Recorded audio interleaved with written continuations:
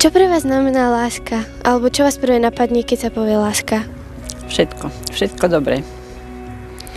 Pretože láska všetko prináša to najlepšie. Všetko. Porozumenie.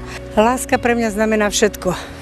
Na svete láska, rodina, deti, všetko. Láska napríklad aj to, že sa na teba pozriem, asi milá, krásna. Aj to je pre mňa láska, okrem tej k Bohu, čo cítime lásku, a k rodine. Dobrý deň. Čo pre vás znamená láska? Láska mať niekoho rád. Môžeme hovoriť o viacerých druhoch lásky. Môžeme mať lásku ku zvieratám, môžeme mať lásku aj ku ľuďom. Myslím si, že to je najpodstatnejšie, najdôležitejšie v živote. Vlastne preto sme sa narodili. Láska, asi rodina, také pekné veci, ktorým mám nejaký cit. A čo je to láska?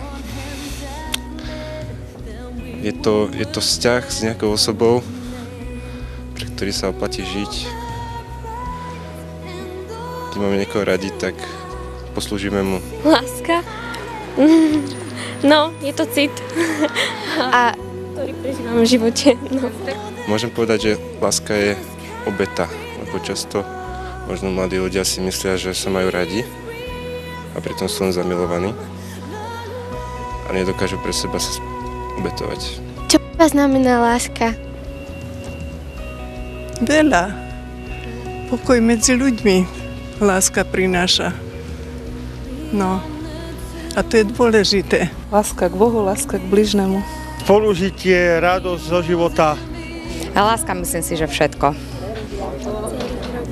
Jasné, úplne všetko. Čo pre teba znamená láska? Láska pre mňa znamená, že mám okolo seba ľudí, ktorí ma majú radi a cítim sa tak dobre.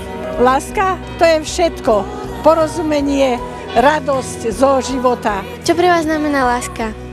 Láska, všetko, šťastie, zdravie, požehnanie, ja neviem, jak sa to má vyjadriť. A pre vás? No, tá láska, No. zdravie, šťastie, Božie požehnanie. Keď príde to, je všetko. Láska pre mňa znamená mať niekoho rád a vychádzať mu v ústrety. A čo pre teba znamená láska? Ja neviem, tak ako... To je taký široký pojem, keď má niekto niekoho moc rád.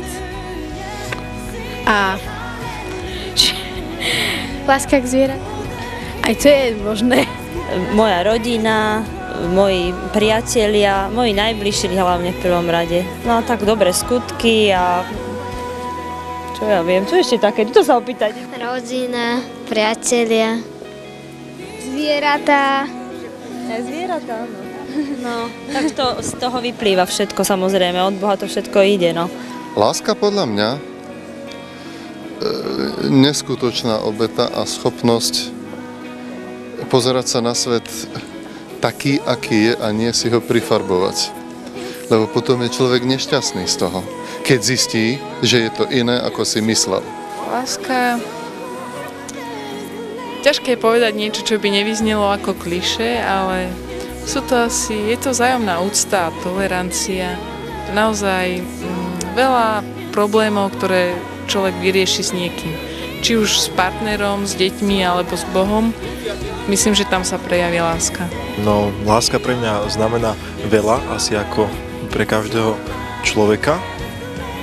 A myslím si, že láska hľadá v prvom rade prospech, nie pre seba, ale pre toho druhého, koho máme radi. Čiže to asi považujem za taký najzákladnejší aspekt lásky. Taká obetavosť.